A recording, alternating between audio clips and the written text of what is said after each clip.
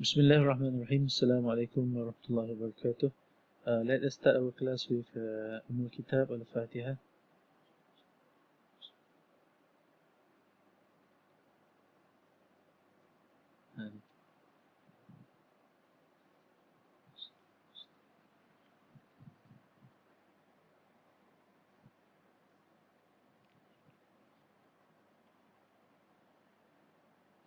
Alright.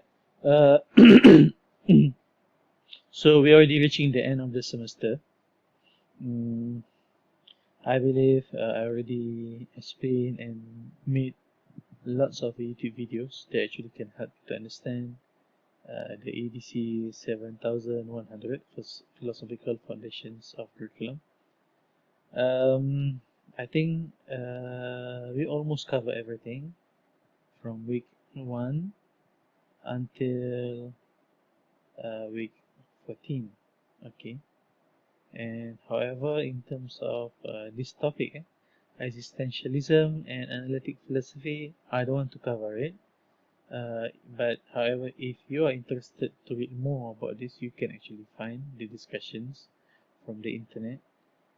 I decided not to talk about this because this is not the major one. Okay, these are not the major philosophy, and most of the time, in my opinion, these two philosophies actually don't have much to do with foundations of curriculum.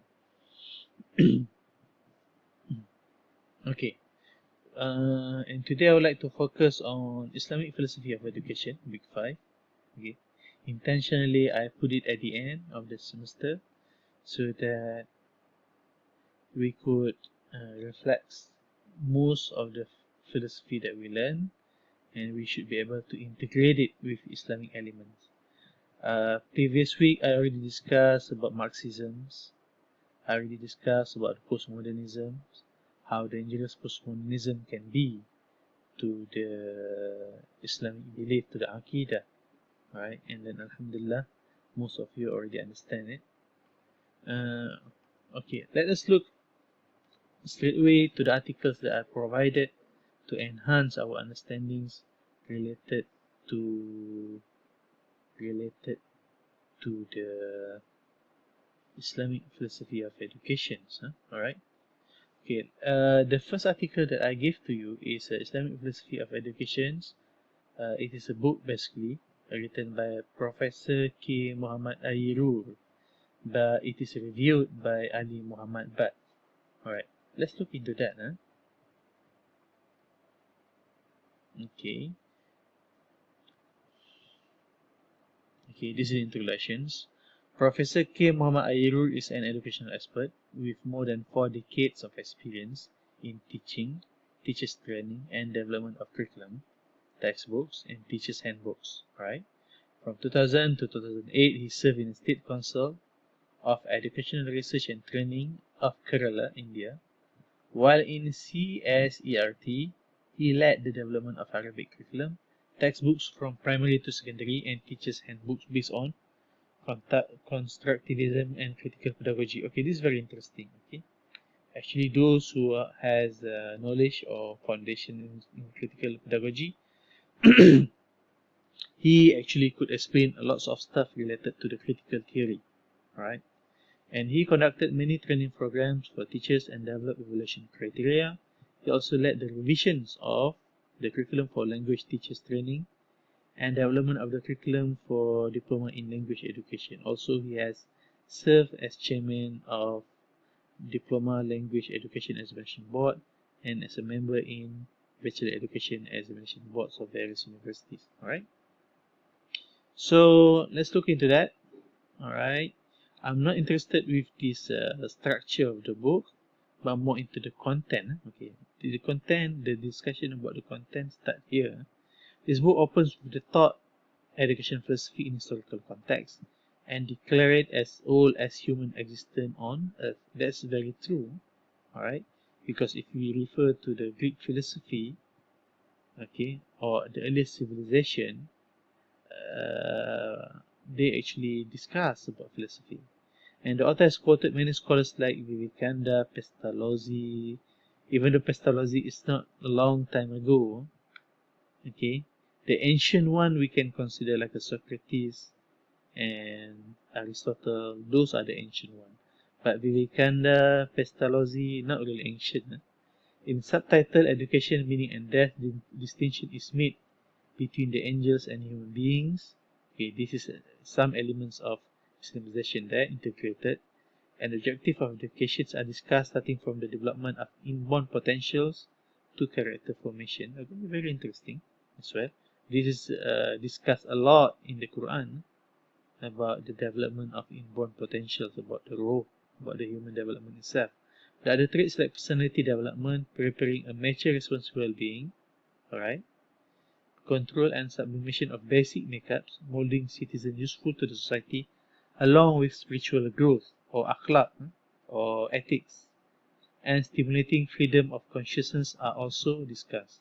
Alright, so when this professor actually discussed about molding citizens useful to the society along with spiritual growth, we can see that he has elements of Islamizations there, because spiritual growth from the Western perspective, they usually do not discuss this a lot, okay, because this is involving religion, roh, spiritual, all right, the development of roh. And and and if it is mentioned about the stimulating freedom of consciousness, it has a lot of things to do related to pedagogy. Okay, all right. So I'm actually looking for what is the Islamization aspect of the books based on the topic, but so far I couldn't find one. It's okay. We'll continue reading. Education and economics are vital part of human society. The growth of society relies on the economic productions, distributions, exchange, and consumptions. This is very Marxism there, or socialism. The author has quoted many economists who work on the relationship between economy and political science. Among these, Adam Smith, John Stuart, Alfred, and Marshall. Okay, Marxism and as well as capitalists. We discussed that last week as well. Consider education as real national expenditure which helps to bring increase in productivity and per capita of people. Alright? But the aims of Islamic education is not just focused on expenditure, on economy. The aim of education is to obey and worship Allah Azza wa Jal. So the contexts are bigger. So according to this Western philosophy, if it is just focused on economic, it's more on the survival of life. Economic actually gear us towards to produce food, to produce a structure, to invent something.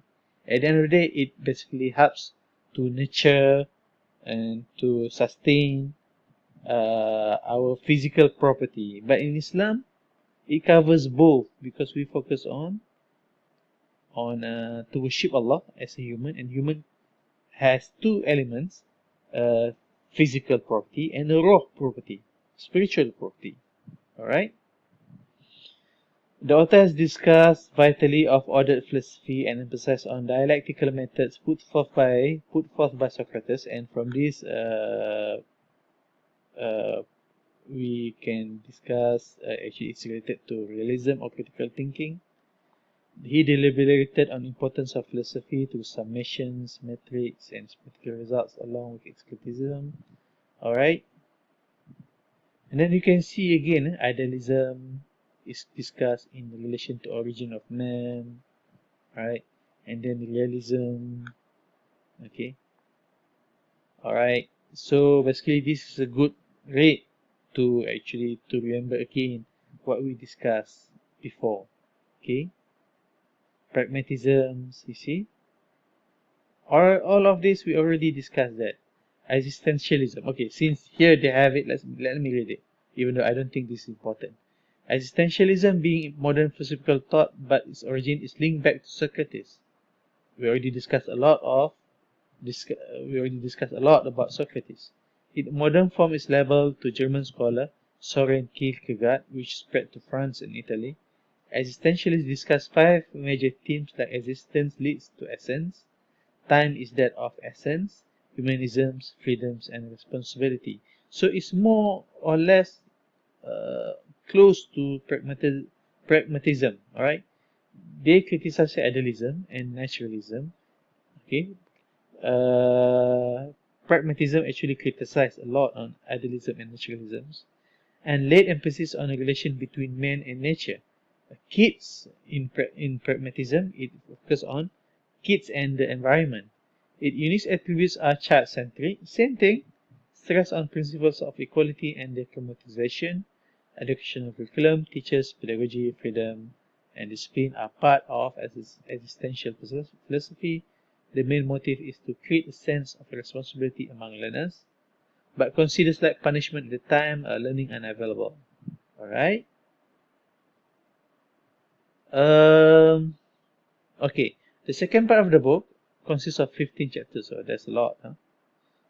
However, the main emphasis is given on the importance of education in Islam, and words like ilm, 779 times mentioned in the Quran, book, 277 mentioned in the Quran, hearing, insight, akal, thought and tadabbur, actually more, not than 61 times, it's more.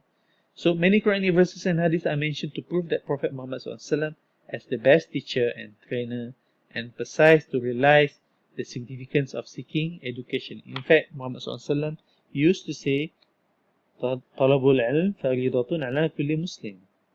And then to the extent that he emphasized that we should go to get the wisdom even though it is from the non-Muslim. Alright? In chapter aims of the Islamic educational philosophy, human being is reflected as vigilant, as abid, as a slave of Allah on earth. All around development of a person depends on the cognitive, affective, and psychomotor domains in order to grow as proficient, to be a proficient slave of Allah. These domains are further divided into subcategories as body, mind, spirituality, sensory organs, intellect, wisdom is hikmah, belief, piety, power, character, behavior, and inborn skills. Aim is development of integrated, again, we need to integrate a lot with religion, deen into our life, balance and strong personality with political awareness for attaining economic and employment growth. Human nature, character of life, sources and aims of life, along with the responsibility are discussed at length. For this purpose, skill character need to be enhanced and to stimulate human instinct for knowledge pursuit. The purpose of Islamic education and philosophy is to guide and fashion human nature as objective of life, which at the end of the day will go back to attain the rida of Allah, right?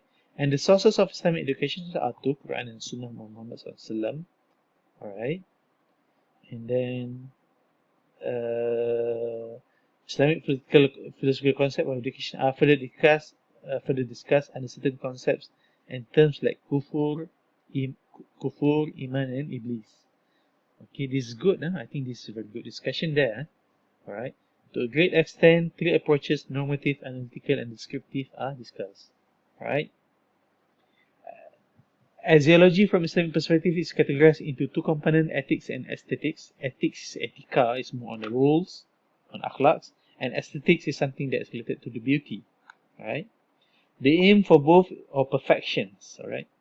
The aim of both is defined within parameters of human behavior, and of course must be supported with Quran and Sunnah and creative expressions of human nature. Within the frame of these two components, axiology have been given foundation, such as virtue, truth, justice, beauty, and love. That's why I told you before, aesthetic is something that is perfection. Perfection is very closely related to beauty and love. Alright? That's why it has this kind of elements. Alright? As epistemology is about the origin of the knowledge. So the origin of the knowledge, it comes from, or discussions of the origin of the knowledge or knowledge the existence of the knowledge, it comes from the Quran and Sunnah. That's our framework. Even though we use senses, but not all the things can be explained by or using senses. For example, ruh, an-nar, the angel. We cannot see angel. Our eyes are basically sense. Our five senses among one of the five senses. But of course, it doesn't mean that because we do not see angel, then angel do not exist. They exist. Allah created them. It is mentioned in the Quran. So that's why it's very important to understand between how it is explained in the Quran, because the reality is different from the non-Muslim. Reality for Muslim is different, and we have this ultimate truth. All right, that God exists. We have rules. We have a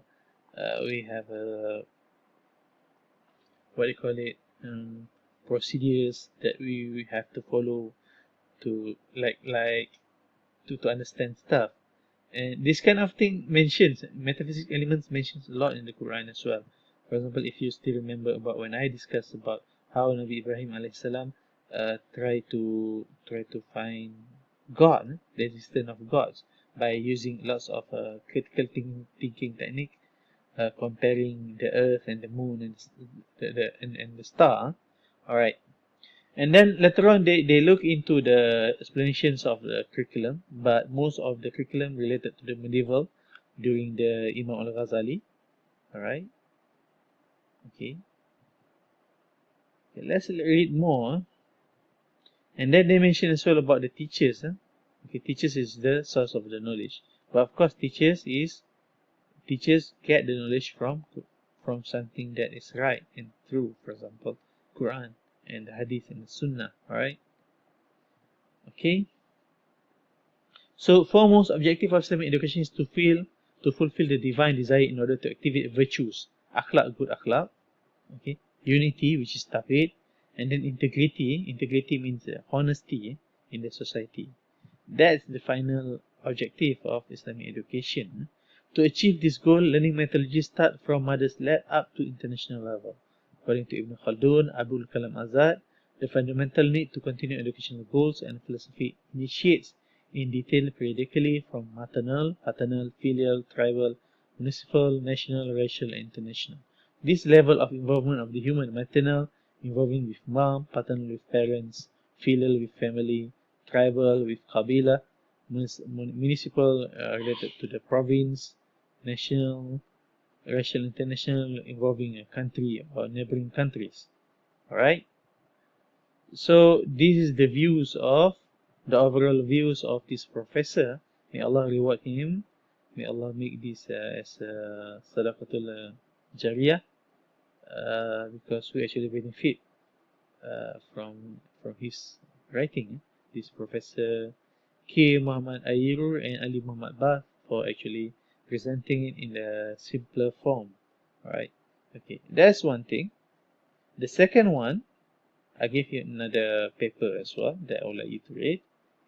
Is written by a Qazi Nusrat Sultana, and I think this is another good writing as well. Who is she? She is a professor of philosophy and a retired principal, Zahida Safir Government Girls College, Jamalpur. I do not know exactly where is this place, but I assume this may be in India or Pakistan. Okay, alright. So she actually wrote philosophy of education and Islamic perspective, and she started her writing with the Quran, verses of the Quran. Alright. Okay. This was the first instruction that came to Prophet Muhammad SAW from Allah. Beside this verse, in a number of other verses, Allah has asked human beings to study and acquire knowledge and make a good use of a pen. Because without this, man can never understand Allah and His creation properly. SubhanAllah, it is very beautiful. Right? Following the instructions of Al-Quran, Prophet Muhammad SAW also directed directed to acquire knowledge with utmost sincerity, ikhlas. May Allah make us among the mukhlisin as well, ameen. And from this one can easily understand the place and importance of education in Islam. Alright? But unfortunately, the Muslim, except for a few, and the eminent personalities of the early periods of the Prophet Muhammad all over the world as compared to other religionists, did seldom care for education, and even those who have obtained degrees and claim to have acquired knowledge have not in most cases understood the spirit either of Islam or of education. Okay, this is true somehow. This is very sad because we actually supposed to be the champion for it. Okay, the present paper is a humble endeavor to explain education from Islamic perspective based mainly on Al-Quran and Sunnah as has been understood by the writer and put forward some personal views on the topic. Okay, before we start exploring what is education from Islamic point of view or what is the nature of Islamic philosophy of education, we may try to say a few words about the meaning of the expression philosophy of education as understood by Western philosophers. Okay, I would like to focus on this. Okay, educational philosophers from the time of Plato wanted to have a clear views about the purpose of education and the values we should govern it.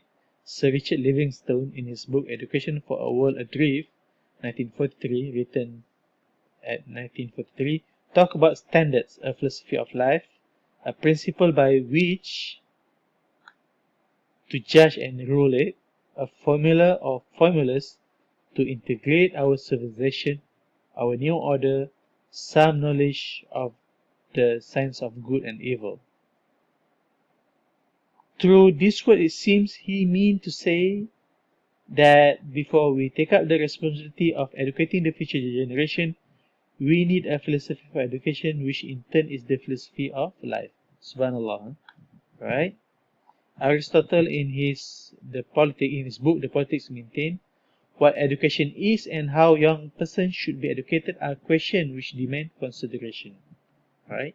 No one knows on what principle should we proceed, whether the young should be exercised in that which is useful in life or goodness, or should be the higher knowledge be the aim of our training. To me, it's quite simple. The aim of education is to educate humans to be the slave of Allah. As simple as that. There's no use if you have such high intellectual academic capabilities, but in terms of rule, you don't have the rule. You act like an animal. For example, I'll give you a clear-cut example. You probably have heard cases about the doctor selling organs, kidnap people who come to his clinics and cut open the unlucky guy, kill that guy, and then sell the organs to the black markets. The doctor actually has high knowledge, knows about medics, and had been attended college of medicine for many years. But at the end of the day, he used that kind of knowledge for his benefit, for his lustful benefits, which want to get more money by selling organs, which is totally wrong, by killing that person. Alright, this is the example of what I could give. Alright,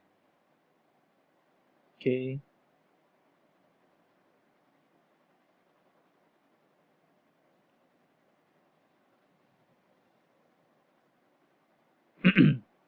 Okay, definitely I want you to read this piece of goal writing, because I like it.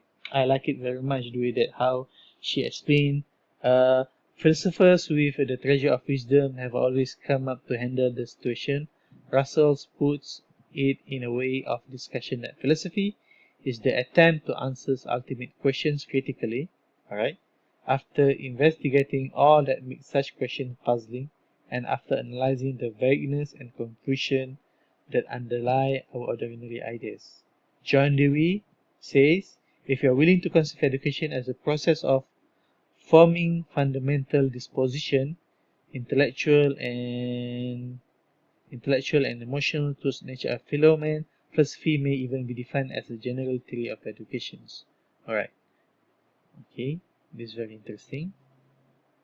So she actually, when she wrote this, she did lots of extensive reading, to the extent that she mentions there, education can be viewed, this is the meaning of education from the Britannica Encyclopedia.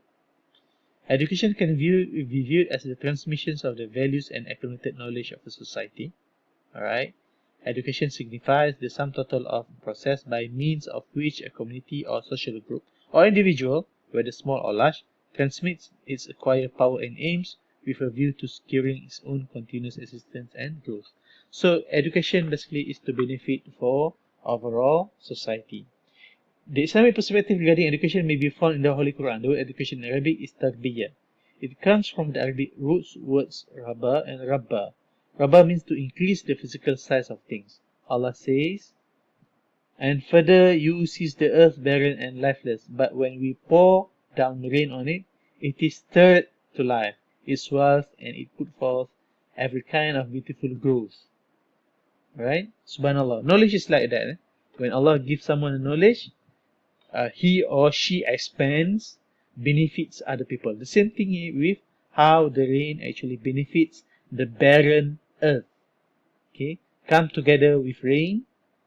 Okay, come together with rain the plantations. Okay, pouring and living. Alright. The word Rabba, on the other hand, refers to humans and animals to mean to bring up or to honor the soul and raise it to a greater position. Subhanallah, that's true as well. Knowledge actually makes humans become higher compared to other makhluk of Allah. Alright? And says, my Lord, bestow on them parents your mercy even as they cherish me, Rabbayani, in childhood. Therefore, the word tarbiyah in Arabic, which is synonym for education, means to help someone in improving gradually in attaining perfections in all aspects of growth. In the Holy Quran, we find the same indications. Alright. Further, she went into explaining about the nature of man. I want you to read this, okay? And I'm going to ask you on next week's about this article. And then the main missions. Subhanallah, I like it very much. The aims of educations, and then she actually put it together with some of the names of the other philosophers. The nature of knowledge, and then the curriculum, alright, and then the aim of curriculum to achieve literacy, language, science, and these are the examples of verses that mentions about science and related to the science in the Quran, subhanallah. Right, so many. Okay. And then history and geography, food and medicines, music, law, religion and ethics, moral educations. And then the methodology, what are the methods that we should use to gain knowledge. Alright. And then the summary. And lastly, conclusion. Alright. Again, at the end of the day, it comes back to this, whether they can be the real vicegerent, Khalifatul fil ard, to act and rule according to what Allah wants. Alright? So I want you to read this. I really want you to read this so that we can have a very good discussion before we end our class for this semester. Okay. So based on these two readings, okay, then I want you to compare with the other article that is written by Mark Hosted. Okay, I want to compare with what Mark Hosted says in his paper about Islamic concept of education. Alright, I want you to compare. Does it same, or is it totally different from what is mentioned by the two scholars that I mentioned just now, that I actually assigned you to read. Alright? So okay. So I guess that's all for today. We're not going to have a Google Meet. We just have this YouTube. But of course, if you actually read into the articles that I asked you to read. Okay, we finish my lecture today with Tasbih Kifara and Surah Al-Ansr, and inshallah we are going to meet next week, okay, to discuss about these three articles and as well as discuss about your assignments. Okay, subhanakallahumma wa bihamdika ashhadu an la ilaha illa anta astaghfiruka wa atubu ilayk. wal 'asr innal insana lafi khusr illa allazina amanu was salihat wa tawasaw bil haqq wa tawasaw bis sabr. Assalamu alaikum warahmatullahi wabarakatuh.